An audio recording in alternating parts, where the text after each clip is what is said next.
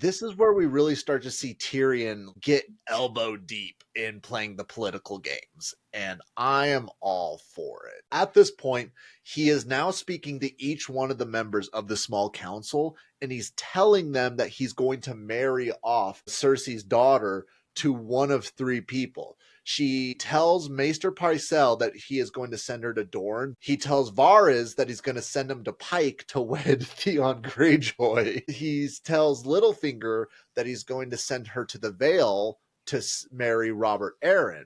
Just such a perfect way to just see who's talking loyal. where. Exactly. Dragonclaw, wing and scale. Come now, let's examine a tale of the greatest beast ever considered.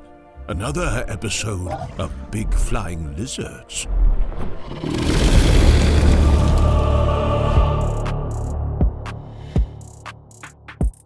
Welcome to Big Flying Lizards, a Dragon Movie and Television podcast. I am your host, Bryce Wilson, and I am joined once again by the one, the only, Chayce Hernandez, or Chayce Smith with all the sunlight he's getting on over here. Chayce, how we doing? I feel I must start a state where the women are tens but wear pajamas twice. A state filled with sugar, but all other vices are outlawed. I feel duty. Oh, also, I mean, happy Holy War Day. Today's the Holy War, Chayce. I don't know if you're aware of if that's going on right now. Is that the BYU? That's the BYU. That BYU team is going to smack those boys. Utah's ranks too, though. Yeah, but that BYU team ain't no joke, right? And I'm not a BYU fan. They're not your average Mormons? No, those are Mormon Plus. Well, speaking of Mormon Plus, I don't know how this works as a segue, but we are on our Game of Thrones kick still. Going back to season 2, we're going to be covering episodes 3 and 4. And just because we want to sort of, even though this podcast has been out for a year, we are still experimenting with how the things go on the podcast. We're going to try to go almost similar how we used to do it, scene by scene, line by line, bar for bar, what's going to be going on. And that means that we're going to be covering What Is Dead May Never Die, which, Chayce, again, just going back and watching a lot, I know season 2 is one of my favorite seasons, and we've discussed this on previous episodes on just how it's amazing. It's so much better than the first season, and it just makes you really lock in. But even with these earlier episodes, I'm just surprised how enticing they are. And I think episode 3 is very much reminiscent of that, because this is where we really start to see Tyrion get elbow deep in playing the political games, and I am all for it. Yeah, I find that, once again, we've gone back. These seasons are their peak for the reason of it's where the budget wasn't so big, and it wasn't so big that they were still, it's where, like, creativity meets, like, the perfect amount of budget. Like, the costumes weren't super crazy. They were better than they'd been, but the story was amazing. Like, that was really the thing holding it through. So kind of a fine balance of all of, as that tide turns towards the bigger budget stuff towards the end of this. Well, and I mean, we hear the line "too big to fail" thrown around quite a bit. And I do firmly believe that once that budget got so high, it almost was having that attitude of like too big to fail. And or were they wrong? Boy, were they wrong. But I really thought, and again, like, we're covering season 2 today, and I want to really get into these episodes because there's some really good shit in here.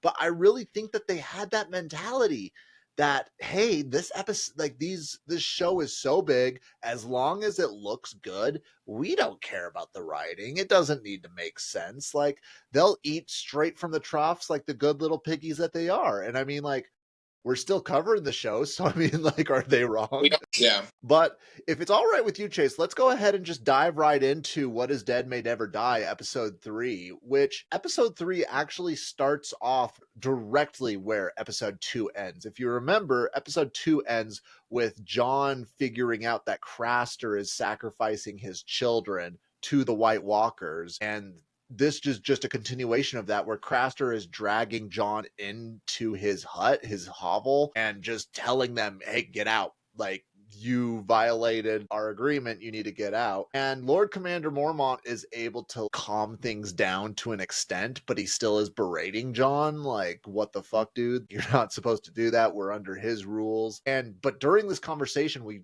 find out that Mormont knows what's going on.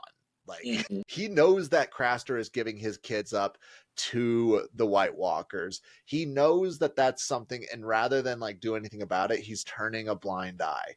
Now, I really want to get your thoughts on this, but I also want to just plug in real quick. I don't know how I necessarily feel about this particular change. There's a few changes that I really like that they do in this episode in particular.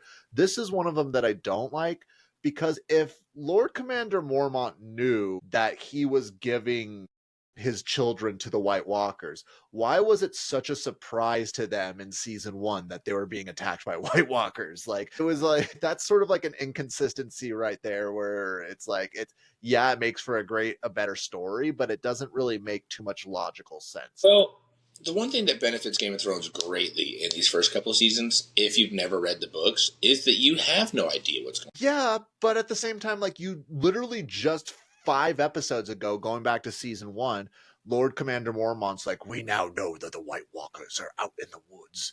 This is something that we now know because we're attacked by it.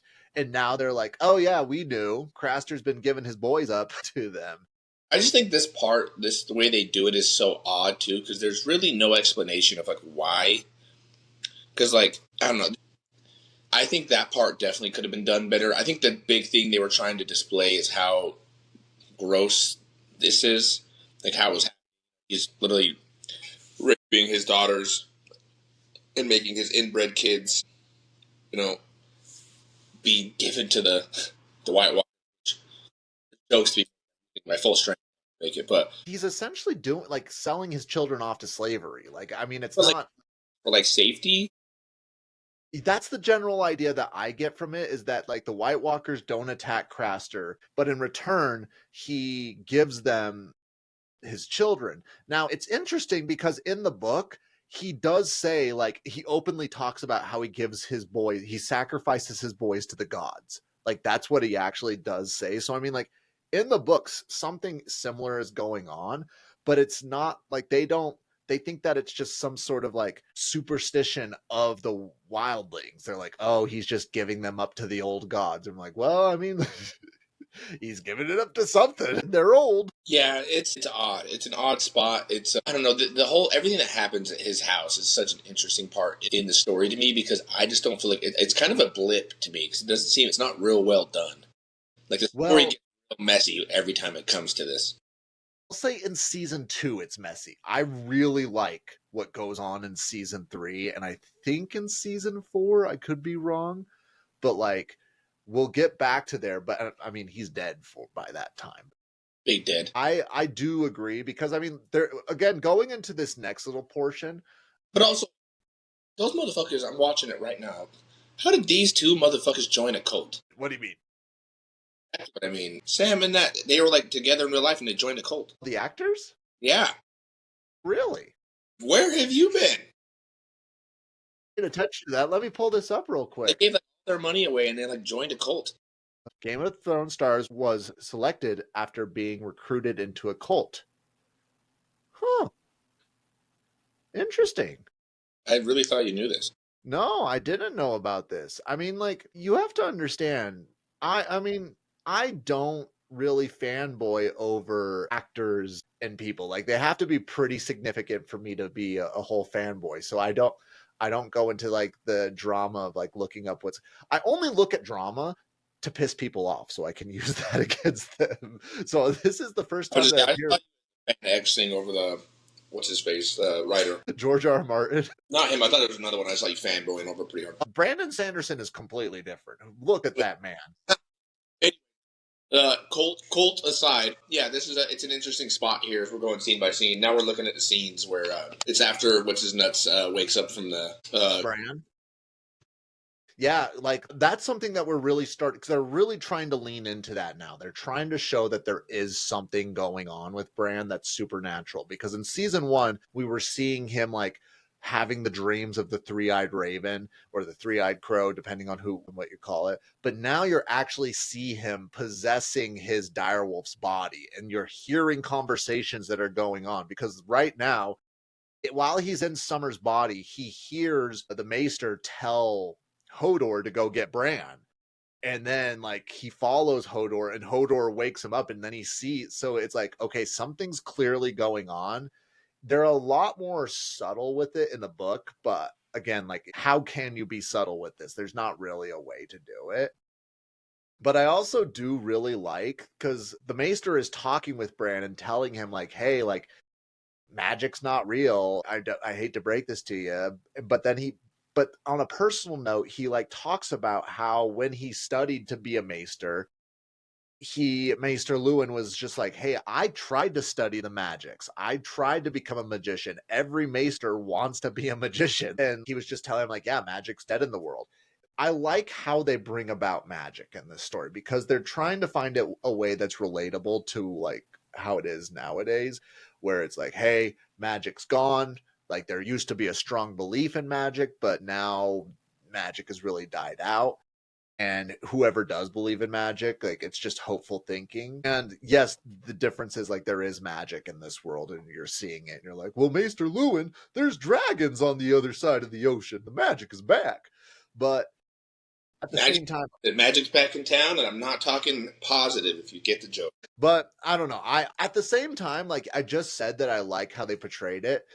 I really feel like with these Bran scenes, until we get towards the end of the season or till Theon comes back to Winterfell, it really just feels like they're just trying to remind us that Bran is still a character. They're just like, hey, remember, there's this cripple boy.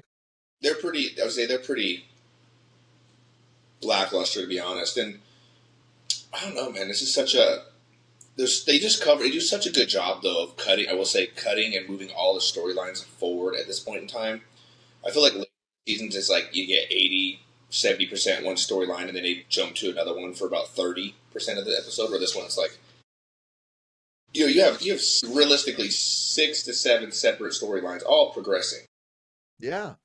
Well, and that's what I was mentioning earlier, that I really think that they're in the perfect combination where they have a budget to really make something spectacular, but they are still having to be hungry and actually work for what they're trying to make. It's not, they still have something to prove, which is really just, you would love to see it, in my opinion. I didn't realize how cheap, now looking back at it, some of these outfits, especially like House Baratheon, how bad.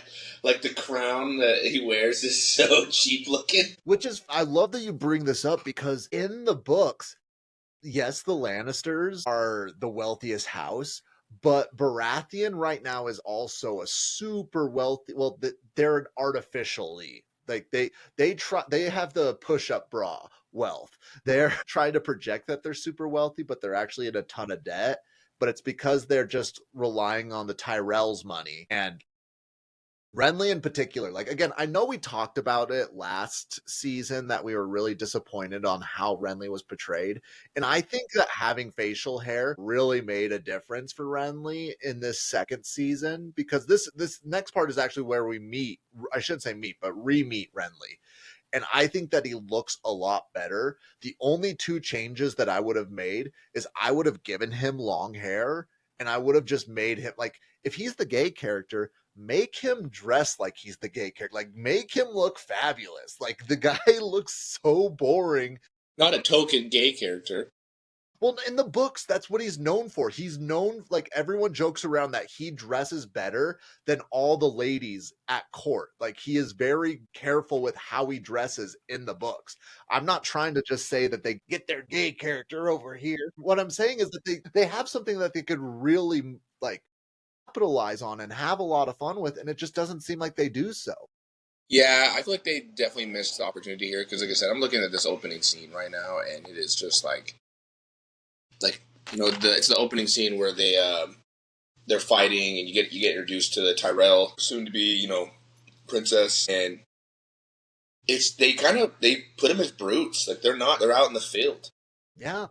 Well, this is a very significant point in the books as well, which they sort of touch on in this, because what's going on right now is Catelyn Stark is arriving to Renly Baratheon's camp, and she's trying to treat with Renly and form an alliance so that Renly can be the king of the South and Robb can be the king of the North. And if they combine together and form this alliance, they'll be able to smash the Lannisters. And in the books, it's something similar, but Catelyn Stark is just disgusted because they're literally LARPing at war. I mean, that's what they're doing. They're doing a tournament. Like her son, as we'll see in the next episode, he's fighting the battle. He is winning battles. He is losing men, and they are dying while they're over there drinking and being merry over there while like slowly marching to King's Landing. And it's just showing the difference. And I think there's even a comment that she makes where she's like, Renly is almost 10 years older than Robb,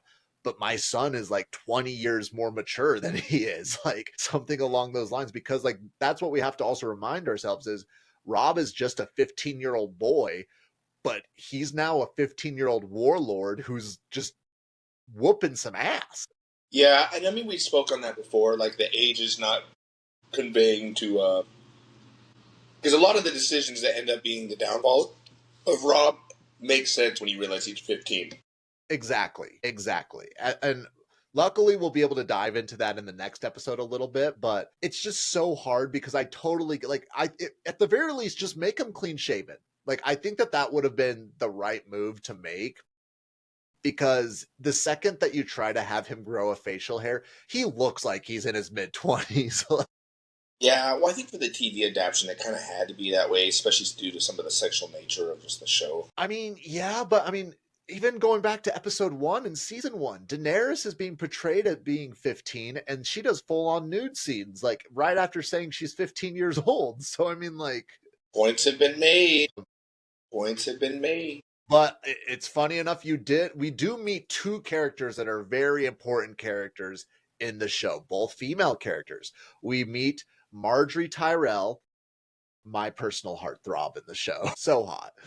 And we meet Brienne of Tarth, who is arguably one of the best fighters that we're going to see in the show, because in this scene in particular, she beats Loras Tyrell, and Loras is known as one of the greatest knights in the Seven Kingdoms right now. That this is very much, he is a very skilled knight, and the fact that he was beaten is a big deal. Even more so, he was beaten by a woman in a world of Westeros, because again, Westeros very much believes in the patriarchy and the hierarchy, like, hey, ladies are supposed to be in court and play the harp and all that, manage the accounts, while men, they're the warriors. And Brienne is like, no, I'm not good at any of that. What I'm good at, though, is kicking ass. Taking names. And in the books, they especially emphasize that the only person, like everyone compares her to the Hound in the book. Like she's the size and the strength of the Hound, which I wish they would do that a little bit more in the show, especially with the direction that I was going to say, actually, great casting. That character, I can't remember her name, but that is a big bitch. She is, but I also, so this is actually a good point that I want to sort of touch on, because like in the books, she's supposed to be an ugly woman, and the actress, like they try to like make her gruff and tough, but she's a model. Like she's literally a model and an actress, and she is a beautiful woman. And there's like, and again, maybe this is just more of like woke scolding on the internet, but there's a lot of people that say like, hey, they're like, there are ugly actresses and actors out there. Why not portray some of these characters that are supposed to be ugly characters with ugly actors? Which to me, I'm split, because like I get where they're coming from, but also who wants to be like, oh yeah, I'm the ugly guy, so I'm gonna play the ugly character. Yeah, I mean, a supermodel did it. Yes. So like Gwendoline Christine. Yeah. How tall is she? She's got to be 6'4". Close, 6'3".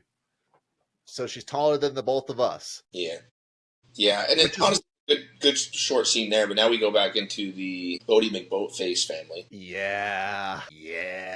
Well, before we go into the boat, I do just want to keep emphasizing that Catelyn is trying to warn Renly's army that, like, hey, you guys are not ready. You guys are Knights of Summer.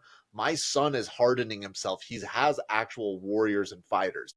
And you guys are the Knights of Summer, and winter is coming. And it's just the classic line of the Starks that keeps getting brought up. So I feel like it wouldn't be right if I didn't bring that up. But yeah, that is the entire show, is that winter is coming. But like you said, we do move on to Pike. And again, I hate Theon in these first 2 seasons. Like, he's just so unbearable. But in this episode in particular, you really do start to feel for him because his father is starting to plan up all these attacks. And he's getting angry at Theon for things that were out of Theon's control for all of his life. He's mad that Theon was a ward of the Starks. He's mad at Theon that he's not who his brothers were.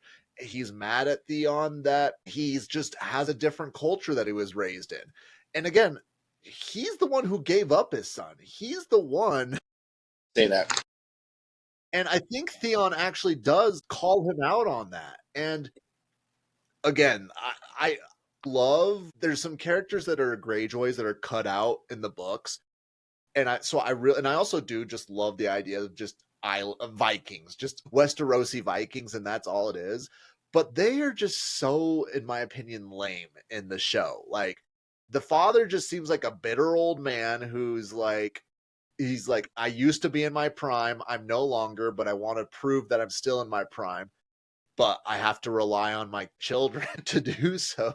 You know who the Greyjoys remind me of now that I think about it? Let's hear it. Fucking Waterworld. Waterworld? You never seen Waterworld? I don't think so. What is this Waterworld you speak? What are we doing? It's a 1995 film. Oh. With Kevin Costner? Oh my God, you're missing out, dude. You need to watch Waterworld. You get everyone in that house together, and you guys watch Waterworld. I will put that on the watch docket. What has it got on? 59% on Rotten Tomatoes. I've seen worse. One of the worst, best movies you're ever. Well, going back, it is a little bit of a fun thought experiment because we obviously see. So again, Balon is assigning his daughter Yara to go and attack Deepwood Motte, which is a big fortress in the north, and he's sending Theon to just raid fishing villages along the Stony Shore. And Theon really pushed for him to go and attack Casterly Rock, to attack the Crag, to attack all these strongholds that are owned by the Lannisters. And it's just such a fun thought experiment to think, like, what would have happened if they did that instead? And again, like, that's, in my opinion, I'm not going to give Theon credit, but it seems stupid of Balon to decide to do that, because let's think about it. Which of the two houses are more wealthy? Like, obviously the Lannisters. Like, we'll come to find out that the Lannisters' gold mines have dried up, but they don't know that. Like, the Lannisters, and a lot of the Lannisters' like very important cities are along the coast. So the Greyjoys would be able to control those spots and not have to, like, because with the North, almost all of their major strongholds are in the mainland. They're not on the shore. So if they went in and just took over all of the Lannisters' main fortresses that are along the coast, they would have been able to be in a lot better of a position. But I really think that Balon's hatred for the Starks blinded him in this situation. Yeah, I definitely think so. And I think that also got into Theon. And I think you see that play out with him as it goes on as well. Because you see him, what ends up being his storyline is literally because he tries to take that just too far. Yeah. But, I mean, before he decides to try to take it too far, I love that they're showing the struggle, because he writes that letter to Robb, and he's going to tell Robb about what his dad is doing. But at the last second, he decides that he wants to be his father's son. He wants to be a Greyjoy rather than a Stark. And he gets rebaptized. And you can just see the entire time he is almost begging for his father's approval. And to his father's credit, he's at least there watching his son go through the process of getting rebaptized and everything, but he is stone-faced. He is not reacting and just like, and you can just tell that he's manipulating his son to try to make him his own little just mindless warrior, which again, like you said, foreshadowing of just what his character is to become. Yeah, honestly, this episode, as we're getting through it, I'm realizing how much of it is foreshadowing for a lot of these characters. Oh, yeah. Well, and I think that that's, again, this is still early on during when George R.R. Martin was still heavily involved. And I think that that's something that George is such a master of. He's such a master of foreshadowing, and not only foreshadowing, but foreshadowing in ways that doesn't feel heavy-handed, because you can definitely, there's ways that people will foreshadow, and it's, you can tell they're like, okay, like you're showing your hand too much right now. But it's a good touch. Yeah, he's literally just brushing it with a finger. Like that's all it feels like, and it's just so, it feels great. It's so good. Yeah, absolutely. It's we cover a lot of ground in this episode, really. Like I said, now after heading from that scene, we're heading back into the Lannisters. They have that dinner scene set up. Just the conversations. There's so much building in this season. Yeah, I mean, like yeah, they're talking about the wedding, and you can just tell that Sansa, like, and that's another thing that Sansa kept bringing up in the books, is that if she was to marry Tommen, which was Joffrey's younger brother, she's like, that wouldn't be so bad. But now she's just horrified of the idea of marrying Joffrey. And I think that Joffrey's siblings can even see that it's they have a monster for a brother. Like their brother is not a good person. I think He's not a good, very well aware. well, the only people that are not aware are the people that choose to not be aware, and that's Cersei. I think Cersei's like the only person, but then all the people that surround themselves, like they surround Joffrey, they're willing to look past him as long as that gives them just a crumb of power. I was gonna say, I don't know if they look past them or they don't see it as much as they look past it. Yes, exactly. Pretty early spots with Cersei where she's just like, oh shit. Which that is also just another fascinating thought experiment. What would you do in a situation where you find out your child does something horrific? Like, at what point do you take the Cersei? Well, at one point do you turn him in, or do you just continue to turn a blind eye like Cersei does? But again, I also know that it's a little bit different because, like, technically, if you find out, you could be implicated. But at the same time, like, I don't know. It's just, it's so weird to like think about. Yeah, it's I don't know. This is once again one of those fun things about fantasy where you're like, oh, that has no actual implications in the real world. But wait, it does. And that's kind of, I think, the interesting part is it's like, that's even something as far as like, oh, hey, my son is a literal murderer, like crazy psychopath. What do you do? And it's interesting. But I think with Cersei also, her problem is if without him, she has no power. Exactly. I think you're hitting the nail right on the head with that. Is like, if she denounces Joffrey, that not only just it belittles their power as Lannisters, because if she tries to institute Tommen, it's almost obvious what she's doing at that point. She's just trying to put in somebody that's a puppet, because she was hoping that Joffrey would just be a puppet for her. She was hoping that Joffrey would just be willing to roll over and do anything that she wanted him to do. But he's just so strong-willed and just so vicious that just isn't the case. Yeah, you see it so much. I don't know. It's just she wanted to be Tywin so bad. Oh yeah, and I'm split, because later on she does seem a lot more like Tywin, and I don't know how I necessarily feel about that in the show, because in the books it's very clear that she wants to be Tywin, but she is not Tywin. Like, she is too overconfident. She thinks like she is literally insane. And even one of their aunts say of all the children, the only child that is like Tywin is Tyrion. Like, Tyrion is the most like Tywin out of all the children, which I think is another reason why Tywin hates Tyrion so much, because like Tyrion is almost like a physical representation of what Tywin is on the inside. He's just this ugly, stunted creature, but that is also just a mastermind genius. Mm-hmm. No, I agree with that a lot, and but I also think it's a little bit of the ego that they have, where it's like he also like, he loved his. He has that weird relationship with him where he has a respect for his brain, but because he's a glimp in his own like look, he definitely just never. He wishes he'd never been born. Yeah.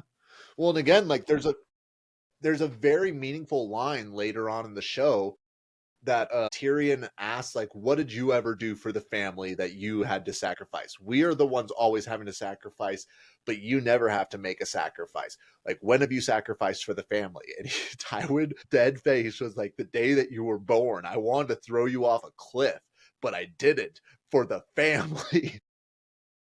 You're like, oh, shit. Like, way to end that argument. Yeah, I do remember that scene. But speaking of just Tyrion's mind, this is one of my favorite just backdoor plotting things that he does. Because at this point, he is now speaking to each one of the members of the small council, and he's telling them that he's going to marry off Marcella, Cersei's daughter, to one of three people. She tells Maester Pycelle that he is going to send her to Dorne to marry the Dornish prince.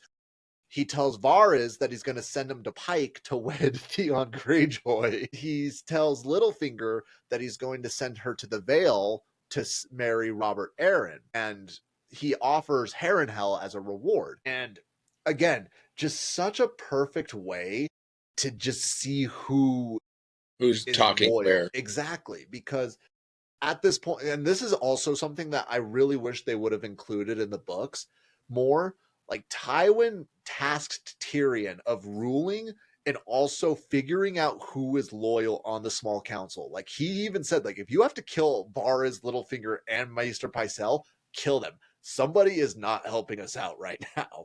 So again, I wish they would have like really leaned into that more, because it just seems like a little petty of Tyrion, but at the same time, I'm all for the pettiness. Yeah, well, that's kind of what makes it fun.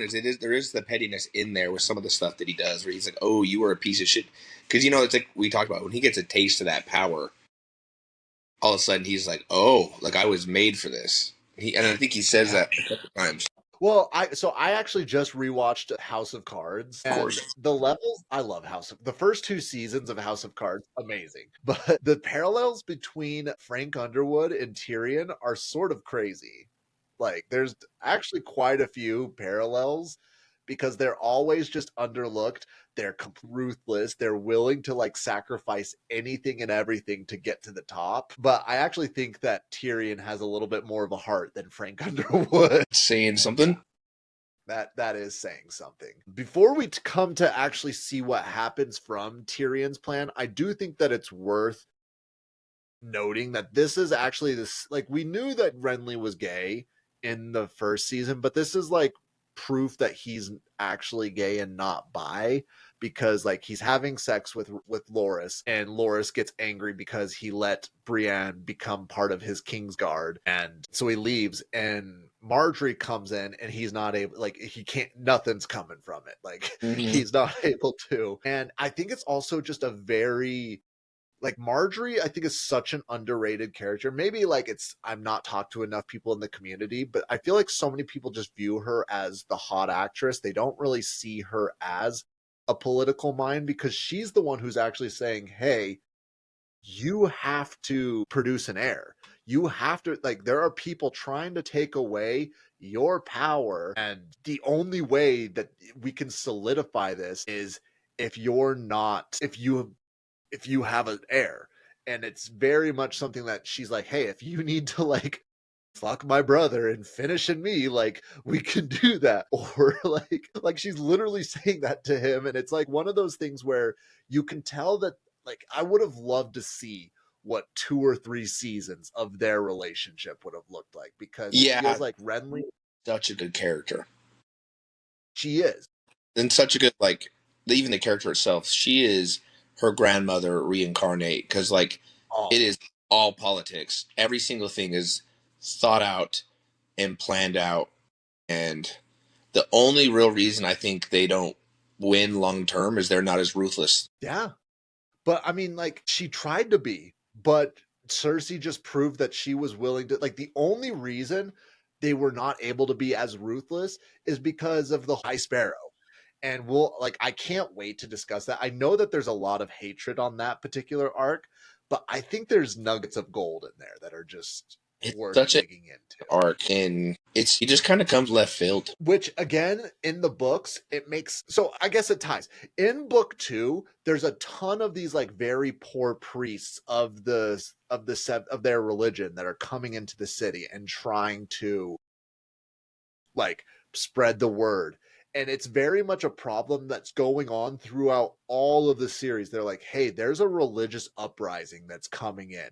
We need to do something to control this because it is getting out of hand. And by the time it gets to book 4 is when it actually boils over. That's when they're like, okay, they've got almost like their own segment that they can control the populace with. Like, this is something that, and again, like, I can't wait to cover, because I do agree, it does feel like it comes out of left field, but that's where in the books they did just such a good job of like setting that up. And especially because Joffrey is just making it known that he is just a ruthless king who does not give two shits about his people. And while there's this religious leader that's being propped up that people love. Going back to King's Landing.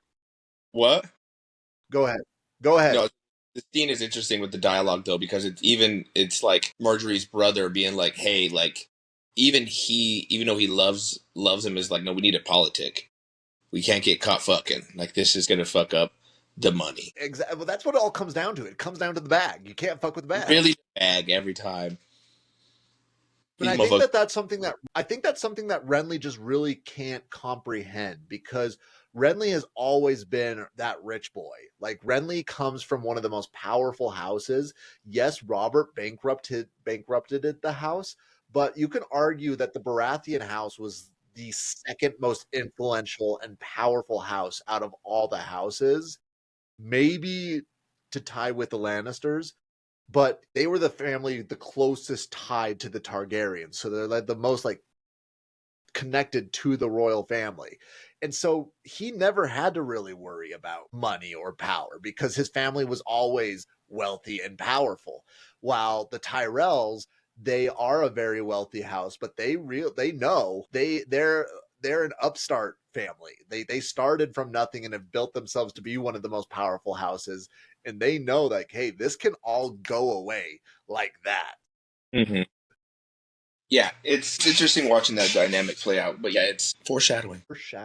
But going back, because I really just want to discuss this. This is where you see Tyrion's trap close. And Tyrion is confronted by Cersei. And Cersei is telling that he's discovered his plan to sell Marcel to the Dornish, which means that it was Maester Pycelle that told Cersei what was going on.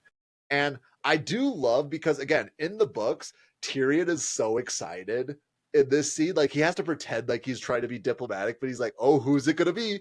Who's going to be the one who betrays me? I can't wait. Yeah. And he's like legitimately humming on his way to Cersei, like to go meet with her, and just like, because he's just so twisted and he wants to like punish people. And I think that that's an aspect that I really wish that they would have leaned into more in the show, is that in the books, Tyrion is very much a person who has been picked on his entire life, who's been elevated to the second most powerful position in Westeros. And he's using that position very intelligently, but he's still using it to like take vengeance on people that view him as a small person. Yeah, and I think it's a mixture of that, because I 100% agree with you on that. But he's having fun right now because, like, the consequence, he's kind of protected. And so I feel like as the show goes on and we see him become like, oh, he's playing with his own blood. You know, if you hear him say that when he's like, oh, you know, a Lannister always pays their debts, even though I'm not technically a Lannister right now. He's like, I'll figure it out. And so I think he is having a lot of fun right now, because this is like, he's known he's capable as well. You know, I think that's where a lot of the snottiness and all the reading comes from. But yeah, Him and Cersei, this season 2, 3, and 4, just great. Oh, for sure. And I know that we're just glazing him right now, but there's one difference that I wish that they would have done that's in the books that I feel like would have not been that much of a lift, but they, for whatever reason, didn't go in this direction. In the books, Tyrion hates Littlefinger. He despises Littlefinger. And it's because Littlefinger told the lie that that dagger that was used to try to kill Bran was Tyrion's. And so Tyrion is like, what's your game? Why did you tell them? Because that is clearly not the truth. And the entire time in the book, he's like trying to also do research on finding out what's going on and why that's happening.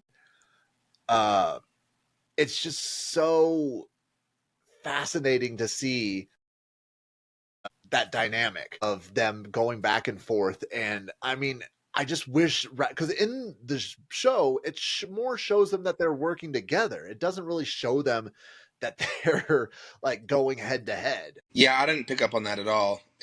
Yeah, that's interesting. That's one of those definite gaps from the book. I feel like it's because I haven't read it. It's like, oh, damn, you tell me that. I'm like, that doesn't come across at all. But I don't know if they could have conveyed that in a great way. Before we move on, I do just want to highlight this comment that Nana made. You got to wonder, though, what Tyrion... Here we go. You got to wonder, though, what Tyrion was thinking would happen once Tywin came to take his place. Did he think he would get off scot-free? Nana, I have a theory.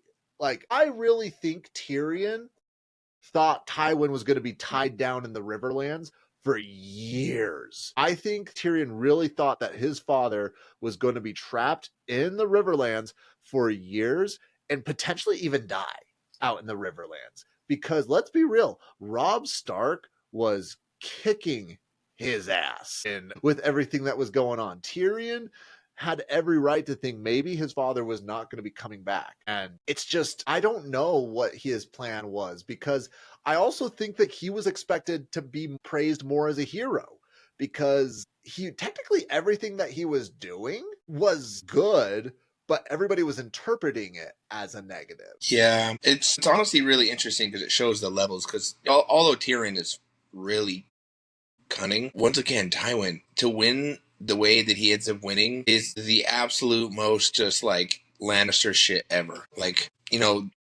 Cersei and oh my god, not Tywin, but both his kids basically I think make up parts of him. But he's a psychopath. We've talked about that before. He is literally a quiet psychopath because he just to do the shit that he does at the Red Wedding. I don't think anyone else is capable of. He reveled it. Yeah. No, that's exactly it. Real quick, I do just want to say I do see that David is here in the chat, just checking in. Appreciate you, see you, David. I hope work goes well. Just to let you guys know, this episode will be out on Monday, so no need to feel like you have to be sticking around. We always love for you to be in the chat, but we're doing that. Also, I was going to say this at the end. Starting next week, and I might hate myself for this, but starting next week, I'm going to be doing 2 episodes in a week, because I'm going to be starting coverage of the Critical Role series, Legends of Vox Machina, and I'm going to be doing that with a good friend of the show, Colby, but I also will be still covering Game of Thrones with Chayce, of course. So double the content, and we'll see how quickly I go insane. Probably pretty quick. We're getting pretty close to the end of the episode here, but we see Tyrion's ruthlessness where he goes and he confronts Maester Pycelle. Mm-hmm. And Maester Pycelle is trying to like give every excuse in the book that, oh, it was Varys. Oh, it was Littlefinger. I would never betray you. I'm loyal. I'm loyal. I'm loyal. I would never betray you. I would never betray you. And it ends up being Tyrion springs the trap and arrests Pycelle. And what I almost love about this the most is that Varys is not upset about it at all. In fact, he's like praising him. He's like, that was such a trick, my lord. You did such a fine job.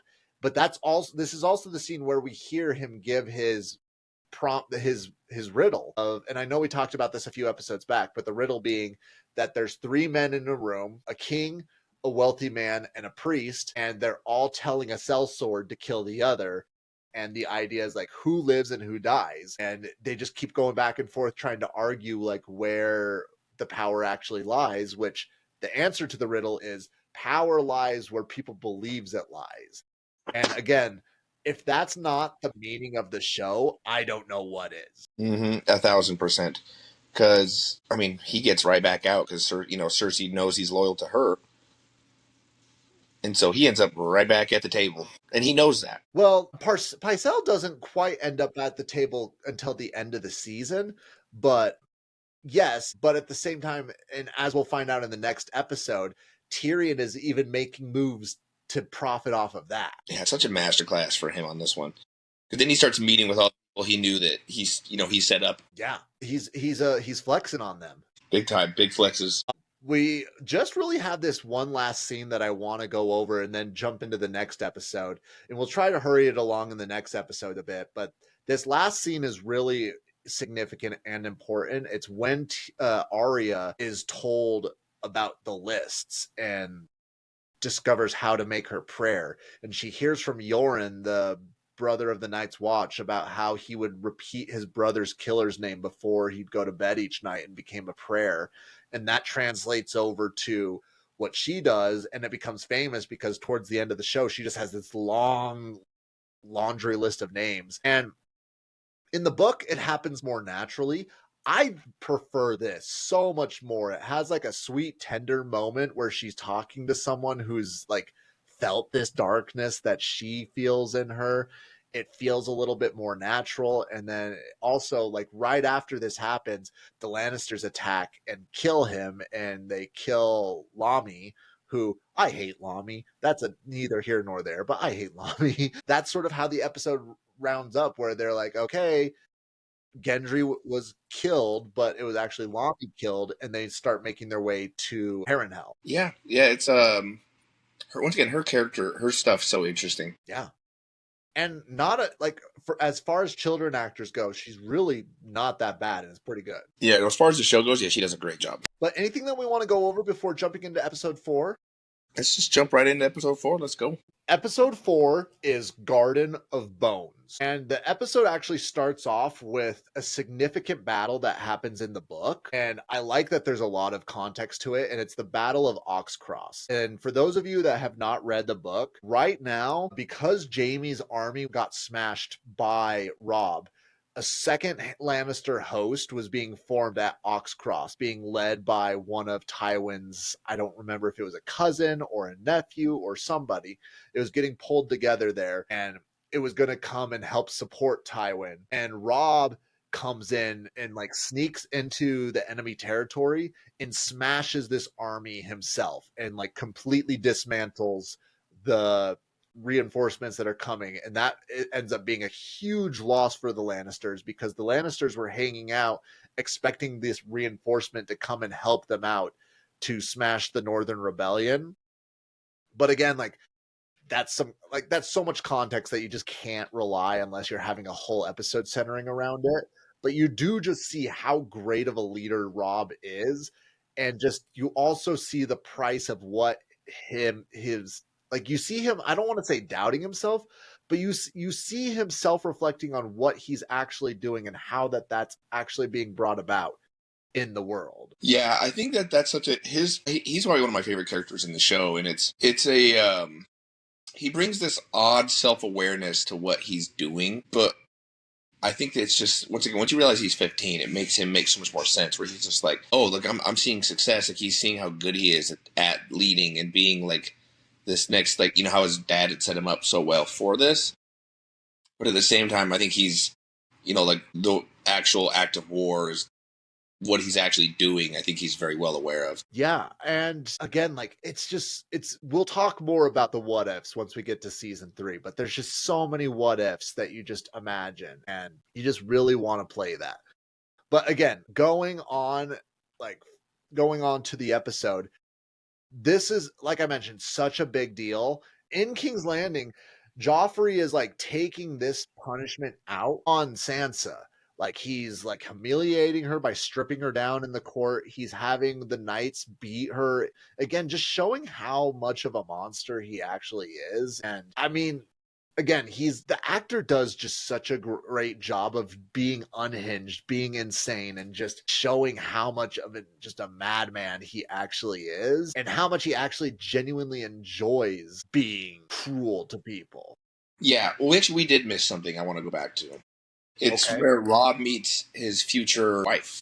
Yes, because she's one of the medics. She's the medic. Yes, so he's walking through the field, and I think this is exactly the self-awareness we were talking about, where he sees a man about to get his leg cut off with a saw, and he's watching it, and so he's like falls in love with this medic. But I think it's also this moment of like, especially her making him well aware of like, hey, like there's after you guys are done fighting, this is what your men are going back to. This is that, like that, and I think that's where a lot of that weight and that self-awareness comes to him from. And also the medic she's like dislikes him. Yeah, but she's like, you're the reason that this is happening. Yeah, and I mean, it's again, like once we get closer, like, yeah, we'll talk more about Robb's wife in the book once we get closer to where it's applicable, because this is not who he marries in the book at all, which is such an interesting direction. And I think that there's a lot of positives, but I also think there's a lot of negatives in it. But again, we'll keep on moving along. But Tyrion does end up saving Sansa and putting Joffrey in his place. And again, this is just so fascinating to see that Tyrion is the only person at this point who's able to control Joffrey. Cersei's not able to control Joffrey. None of the people on the small council are able to control Joffrey. And to this point, like, not even like Tywin is, unless he's there, he's not able to control Joffrey.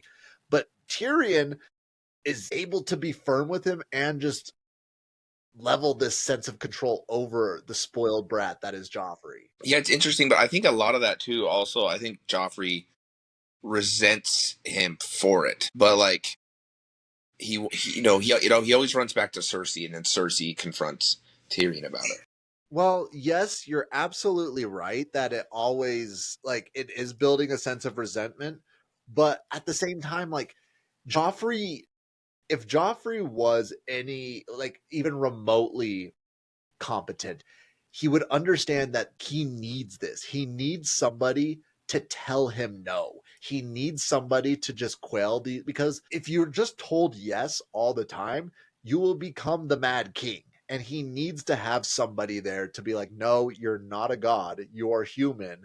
And I am here to remind you of that, even though it hurts. Yeah. But of course, he's not going to think of it that way.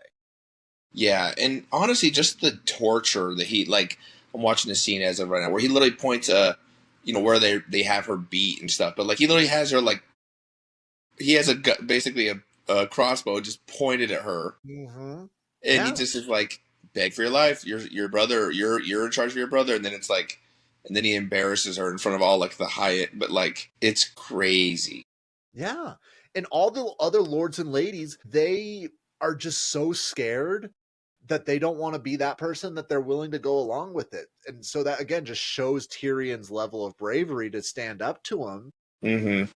And this sort of does bleed into the next bit where Tyrion and Bronn sort of discuss that maybe that Joffrey just needs to get his dick wet. Maybe that's how he gets over this sadistic level of hatred and animosity. And he hires the two prostitutes for Joffrey, and it just turns into a sadist account where he has one of the prostitutes, Rose, beat the other one with a scepter. And it, like, we don't know how that ends up happening, but it makes it very much seem like he either just severely damages her or possibly kills her. Mm-hmm. Well, that's kind of the weird thing that they start to take the angle on, which is super interesting to me, is the how it becomes like his crazy becomes almost sexual as well. Yeah. Because there's other scenes like this scene exactly where they're like, oh yeah, and then like, Tyrion talks to the girls and he's like, what the fuck? And I think Tyrion, I think everyone we talk about this looks past it. I think Tyrion gets a pretty good couple of spots where he's like, that guy is crazy. Yeah. It's not just like he's evil. Like he's like, there's nothing in there that's not crazy. Because at this point, he has no redeeming qualities. None. Like, at least in the first season, he would pretend to be like a gallant gentleman, which again, I don't know if that's better or worse, but like he at least would give this facade of being like, hey, like he made the whole speech of like, you are my lady from this day until my last. I will watch over you. And like he gives you this false sense of that he's going to take care of Sansa, but now it's nothing. It's just he's a vicious mad dog and he enjoys seeing the suffering of others. No, the scenes with him torturing her, especially for the time when this, I actually don't know that there's any television that is quite that crazy. Yeah. To be honest, because like, I mean, this already happened, but like him making her look at her dad head on a pike Yeah. is fucking crazy. And they just, once again, this is what Game of Thrones does so well. And once again, I honestly hate to say it, and we've had this talk a bunch, but Joffrey's character is probably the most well done. Yeah. Because through the acting and what they display, they really put them, and I mean, understandably, he's such a big character. They put so much time and resources into his storyline, and they hit every single time. Like, that's why they make you hate that actor. His life is scarred because everyone hates him because of this role. I agree. The only pushback that I'll provide is I think they do just a slightly better job with Ramsay in season 3 and 4. Like, because he is like Joffrey is almost just is unhinged and he has no sense of direction. Ramsay is unhinged, but he is calculated and unhinged. Like he knows exactly what he's trying to do, and he's trying to break Theon. And he does like, and again, like I can't wait for us to cover those again because he does such insane shit just to mentally break Theon. And Yeah. Well, I think the difference is that, one of these is a child. True, absolutely true. Like, yep, I think he would have gotten there. I think with enough time, yes. you see him come to age. I think he would have been worse than the Mad King. He definitely would have been, but I also think that they would have killed like the people, like his council would have killed him. I think if Littlefinger, I mean, technically his council did kill him.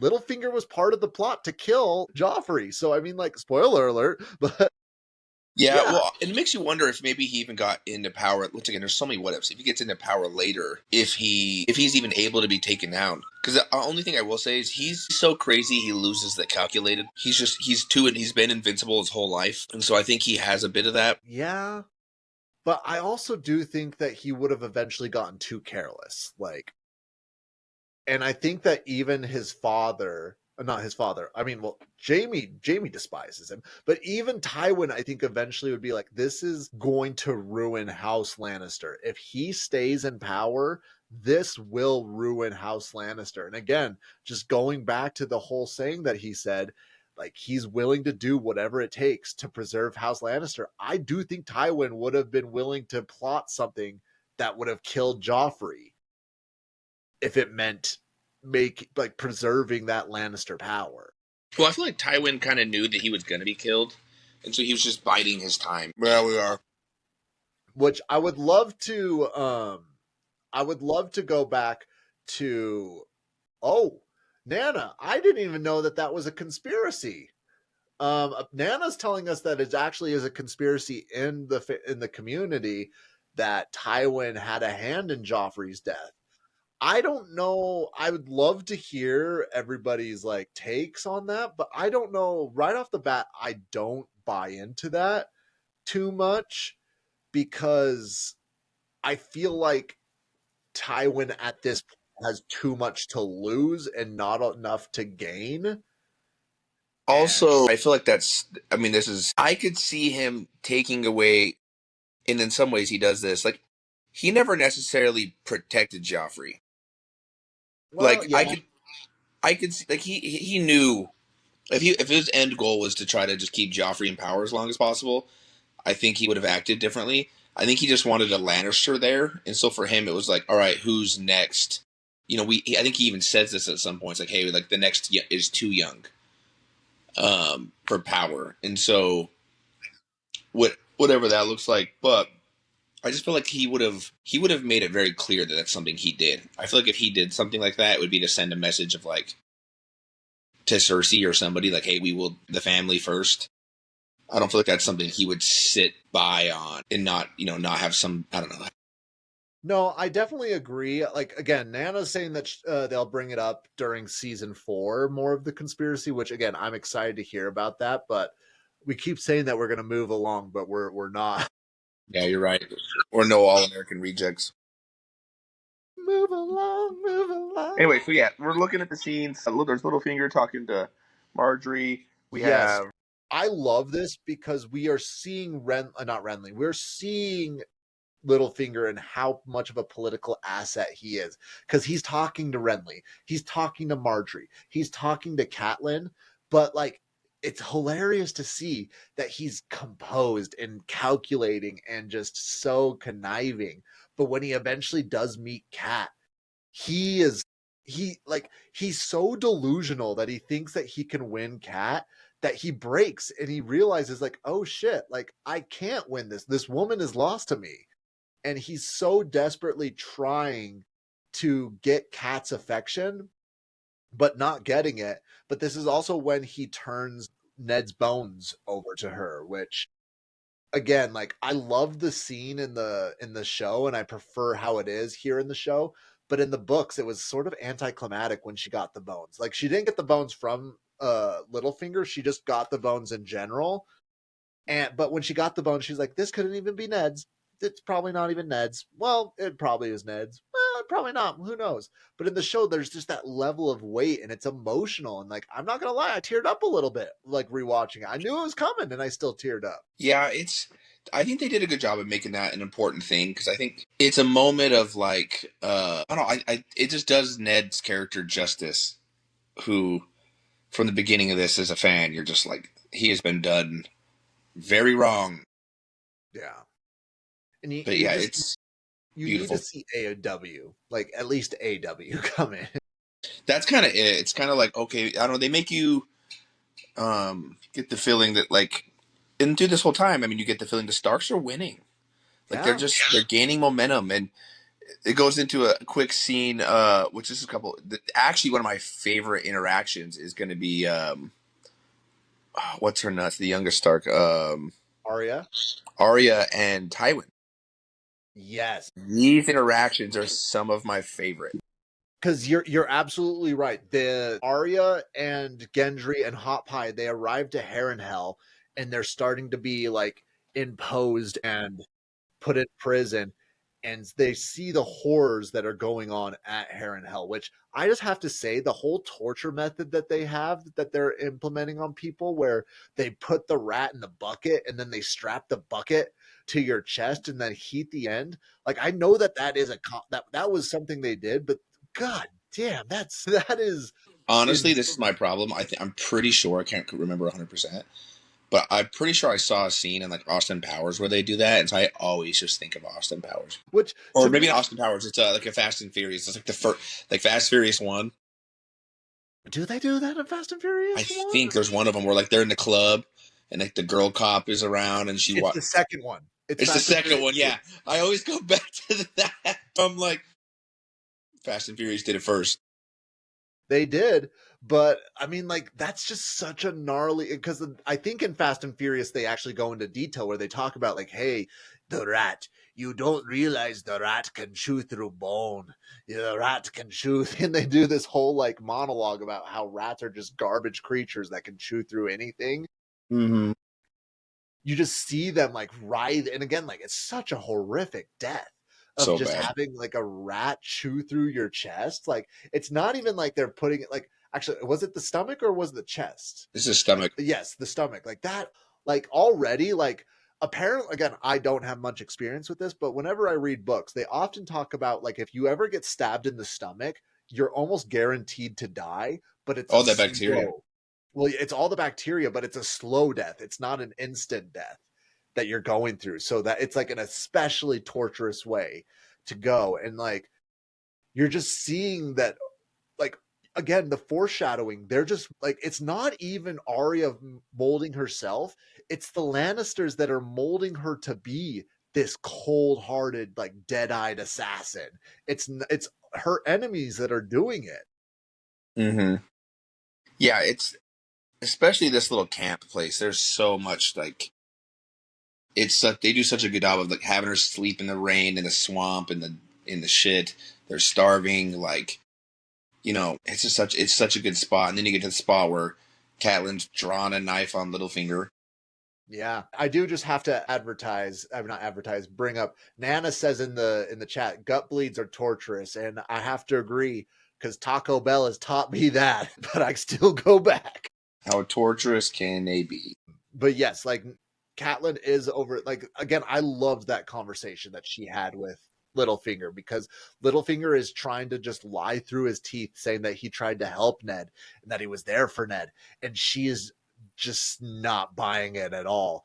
And I think you can just see in how his face is dropping through the conversation, how he realizes this is it. Like, he's not getting his childhood crush back. And it's just like, it's not sad, because Littlefinger is not a character that you want to like feel bad for, but it's one of those things where you're just like, man, we've all been there. Who among us have betrayed the girl that we like's boy to be sabotaged, and then thinking that we'd be sliding into his spot right after what a non-universal experience. No, it's just such an interesting play. And you also see one thing I wish they would have done a better job of, especially hearing from you about the books, is how much Catelyn's off her fucking rocker right now, because they make it seem like she's so strong.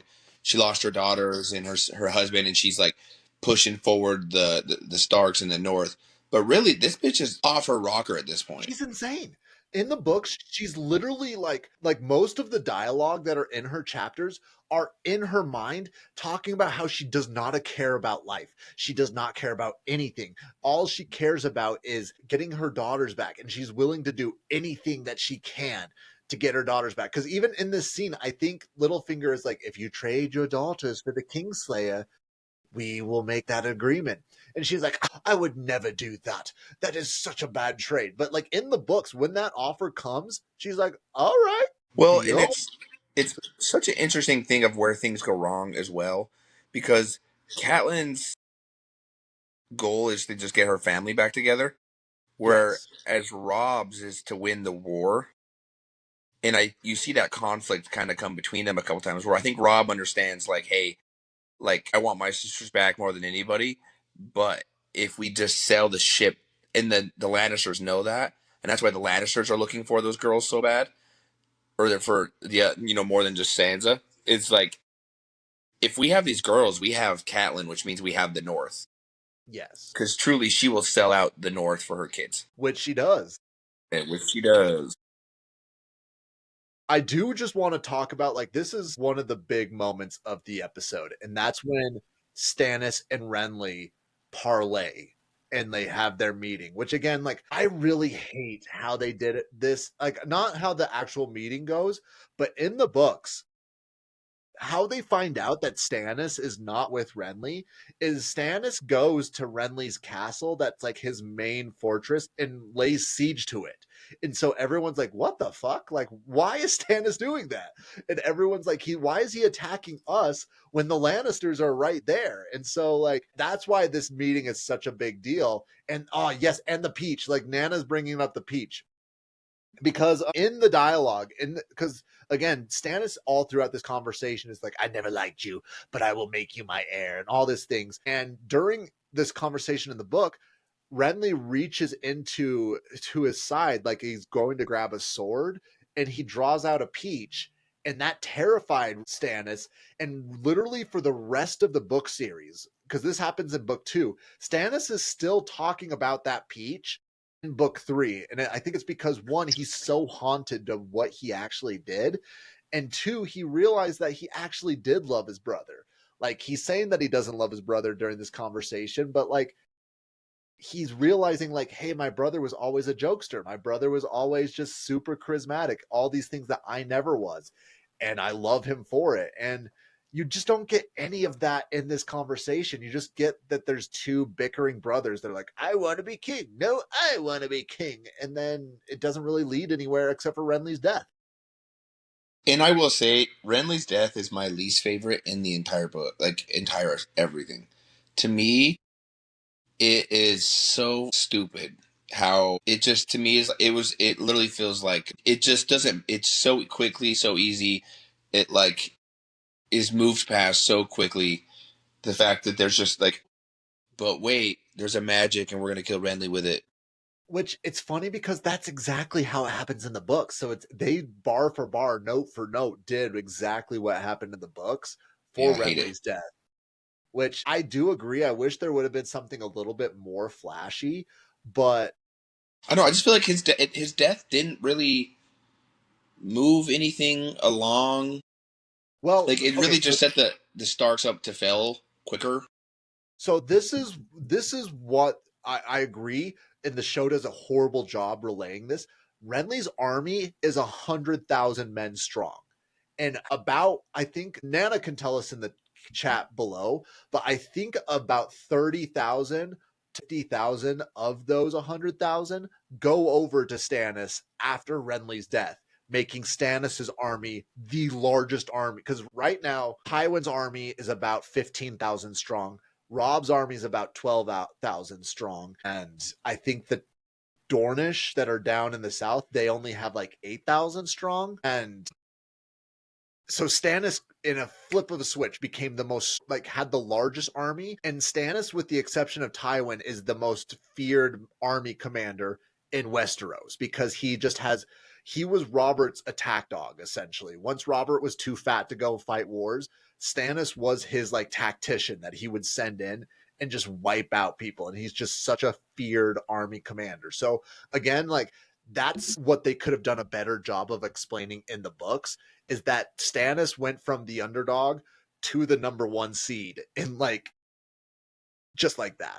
Yeah, I just feel like Stannis' character falls flat.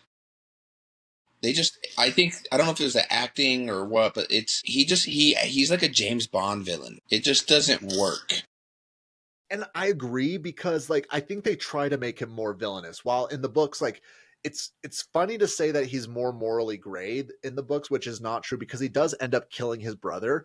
But, like, everything Stannis does is for justice. Like, he technically doesn't. He says several times in the book he does not want to be king, but because of the laws that are in place, he has to be king. And he's like, I don't want this, but it is in the law that I am technically Robert's heir because he doesn't have any true-born children. So I will be the heir, and then I will implement justice. And so he's like the ultimate symbol of justice, which I would have loved for them to lean into that, because he just seems like a bitter old man in the show. Yeah, I absolutely agree. It just doesn't come across at all. And one, we really haven't seen a lot of yet, but Miss Dragonborn has a couple scenes here and there with just on the struggle bus. Yeah, I mean, again, like, I really feel like a lot of these scenes that have been popping up are more just to remind us that Daenerys is still here, but she does actually arrive to Qarth, which, again, like, they don't have the budget for it, but Qarth is apparently just this amazing city. It's like where the 1% of the 1% of the world live, so it's just like a utopia. Such a beautiful area. The wealthiest of the wealthy are living there, and it's just like there's a quote that somebody says in the book that a poet saw the city and then he plucked out his eyes because he was never going to see anything more beautiful than the city of Qarth. And again, I really feel like with her show, it's more in the books just character building rather than storytelling. And it just doesn't make for a great television. So they're not doing a lot of similar things that they did to the book, and it just is falling flat. Yeah, I think it's that. And it's also, oh, excuse me. Oh, God. Bless you. Oh, God. Oh, geez. I feel like I think it's a budget decision because she's in a completely different part of the world. It looks completely different. Like, I don't know. It feels like a different show when you're watching it. Yes. And again, like they just, she's too big of a character that's going to be a big it's like cutting Jon out of the show or trying to cut out Jaime. Well, I mean, they technically cut out Jaime in the show, but trying to cut out Cersei in the show or trying to cut Tyrion out. Like, you have, no matter what's going on, you have to check in on her and see how she's doing. No, absolutely. Like, absolutely.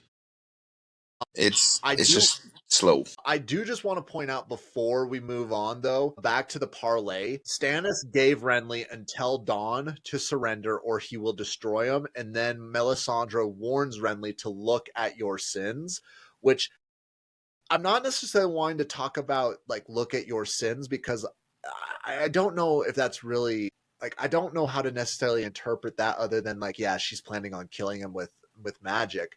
But it's fascinating because in the books, it's like barely even, like, I don't even think it's really officially mentioned that people think that Renly is gay in the books. Like, it's not, I don't even think it's confirmed, other than, like, when spoiler alert, when Renly dies, Loras kills a ton of people out of rage, and that's the only time that you actually see that there was something there. But it seems like to be almost common knowledge that everyone knows that Renly is gay, and not only gay, but having sex with Loras. Like, the soldiers were talking about it in the beginning of the show.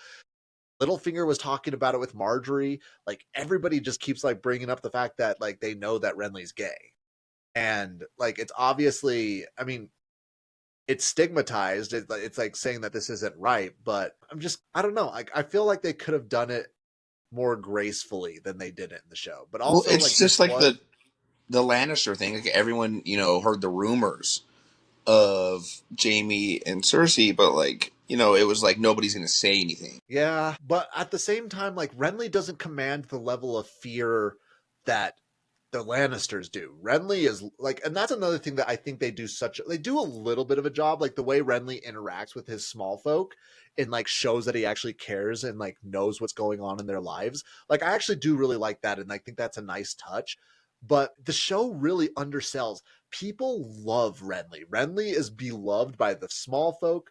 Renly is beloved by the other lords. Everyone views Renly as, like, he's like the fun uncle. Like, everyone views him as just this amazing person who's going to come and save them. And I don't know. It's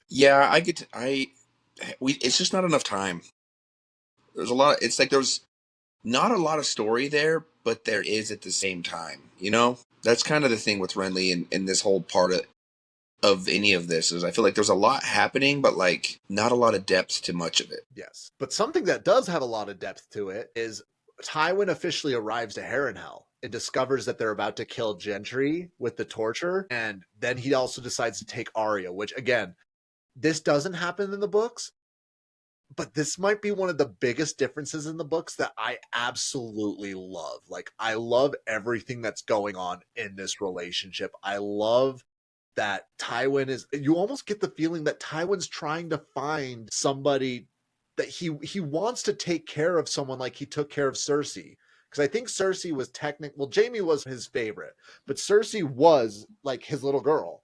And you get the sense that he wants to find somebody that he can, like, take care of and look after like he did for Cersei.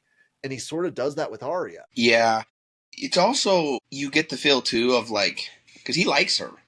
He knows that she's smart. Like, I think you get, once again, the what ifs. You go, man, you line those two up and you get Tywin to teach her Arya, like, with how she is. That's a crazy duo. And that's another thing, like, again, we're getting well ahead of ourselves, but the reason in the show that that they sort of diverge paths is Tywin tells her, like, hey, I'm leaving Harrenhal and I'm giving Harrenhal to the Mountain. And she's like, I don't want to be a part of the Mountain's crew, so I'm going to peace out. And so, again, it'd be so interesting to see, like, what would have happened. And again, I know this doesn't happen in the books. It only happens in the show. But what would have happened if he took Arya with him and just slowly made it so it was, like, his own, just molded. Like, Nana's saying it perfectly right here. Probably more that he wanted to mold another youngling in his own image. He also probably wanted to redo and fix his mistakes with Cersei, which I think that's right on the nail of the head. Like, he sees a very intelligent young woman, a young girl, and he wants to raise her up because he can tell, like, again, like she lies to him, and I think he knows that she's lying. Like there's no way, he's like, there's no way that she's of common birth. Like she's clearly a lordling's daughter, and he wants to just sort of like adopt her. But again, I want to be in that parallel universe where she becomes like, yeah, when the wolf becomes the lion's cub. Like that'd be cool. That'd be cool. It's what's interesting too, because there's a one really big storyline they don't ever have in this at all is the mountains. I would be like so curious. He barely is mentioned ever. And I would be so curious to see, you know, like because he's really such a big character and a part of the Lannister army. Yes. Like he's such a big part of that, and you really don't hear that much about him. Well, because like, and again, in the books, like he has very little screen time in the books. He's mainly just like raping and pillaging and just like winning battles for him. But also like, again, like height wise in the show right now, it's the most appropriate. But again, like I think this is why the third mountain is just so important, because the mountain that's currently right now, he's just tall. He's not really particularly like he's muscular for an average person, but he's not Thor, the Icelandic powerlifter, because when you see him in his armor for the first time, you're like, that is the mountain. Like he's just monstrously large. He's monstrously strong. And even his voice like is just a deep grumble and rumble. And it just like it's like you can't even imitate it because it's just so much of like a monstrous voice. No, it just works super well for the character. It's too bad they didn't use him the whole time. Yeah, I do think that back I think in like 2011, he was still like a professional basketball player back then. I don't know if you know that. He was a Icelandic professional. So his brothers I think were pretty good Icelandic professional basketball players, and he tried to get into it, but he just wasn't as good. So he got into powerlifting, did steroids, and like became the world's strongest man. One of them. Well, he won it the one year. He did, but Eddie Hall will always like call him out. So I think he won it again recently, where he was close. Either way, regardless. Either way, he's insane. Insane.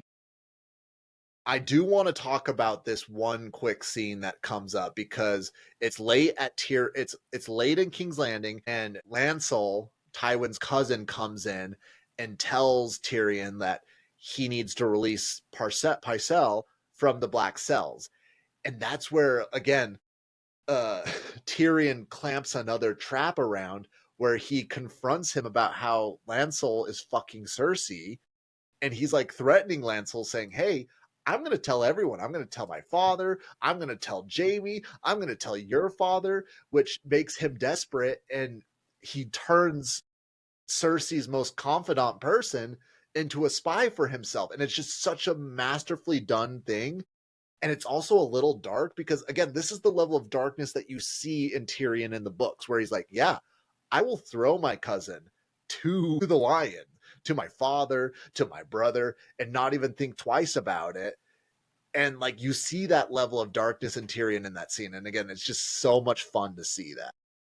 Yeah, well, it's just such an interesting showing the power also, because it's like Cersei's just like fucking her cousin and he won't say anything even though he doesn't want to because it's Cersei. Yeah. Yeah. Well, and here's the thing though, too. And again, like it's wrong and it's gross, but in the world of Westeros, cousin fucking's really not that big of a deal, too. Like people do it like technically, like this is something that's not talked about actually quite a bit.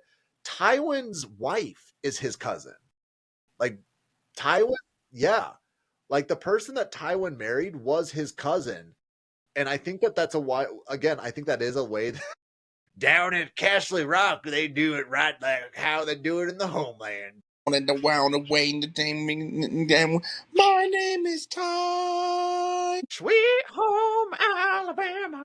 Kid Rock Tywin line you didn't know you needed. But the final scene of this episode was Stannis asking Sir Davos to take Melisandre to the cave. And that's where we do see, like, again, this was a moment when I saw it for the first time.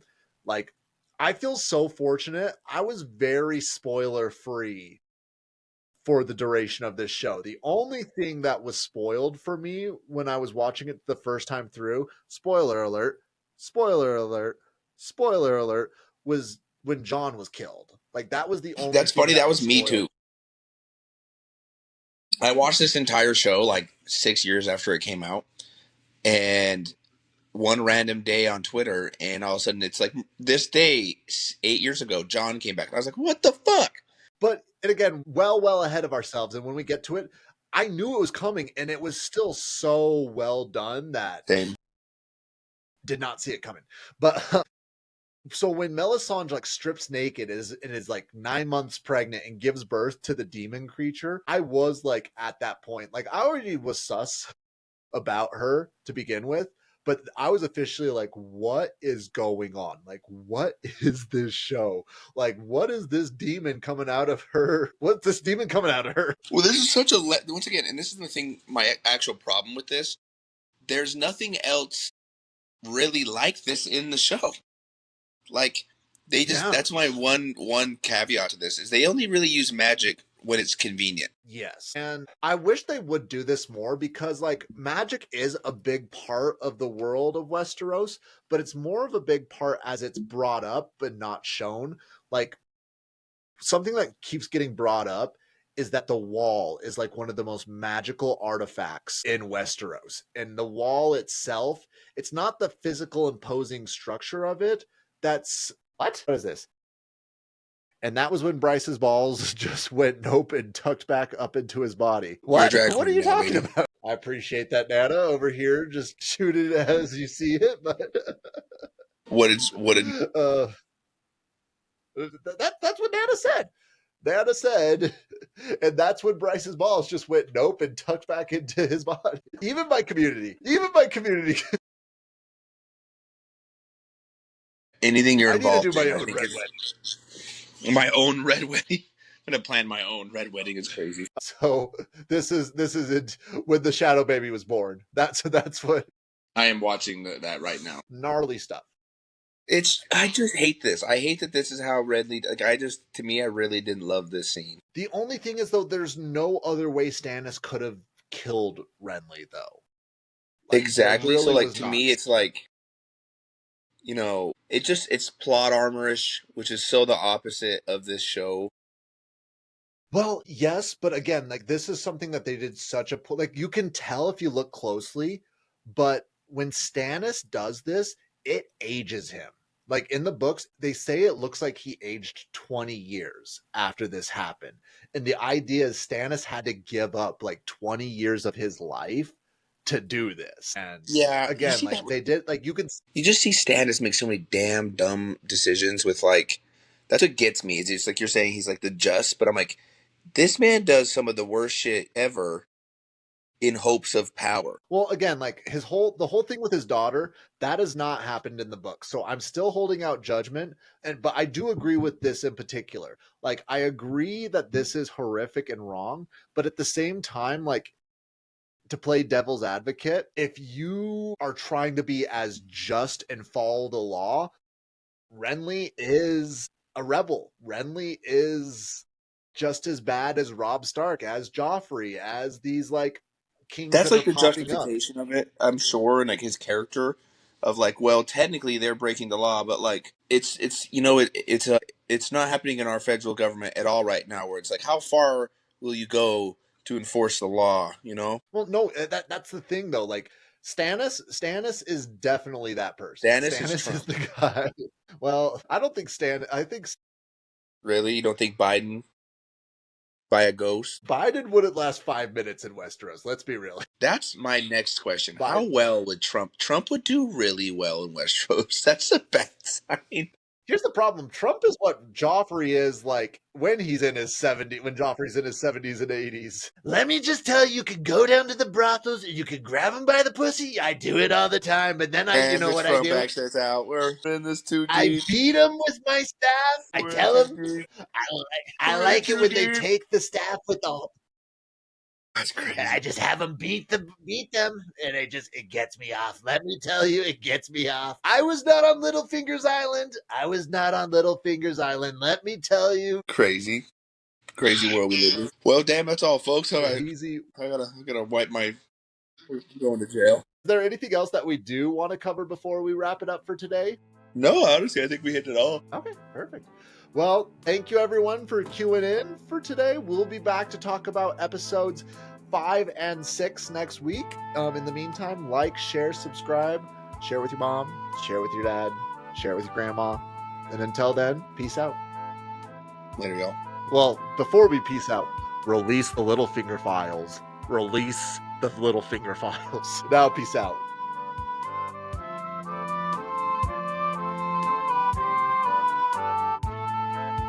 That's all for this week's Dragon Lore.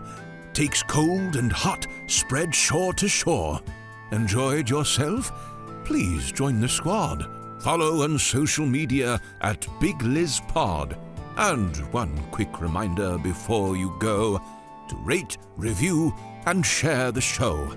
Thank you for listening. It means a lot. See you next week, same time, same spot.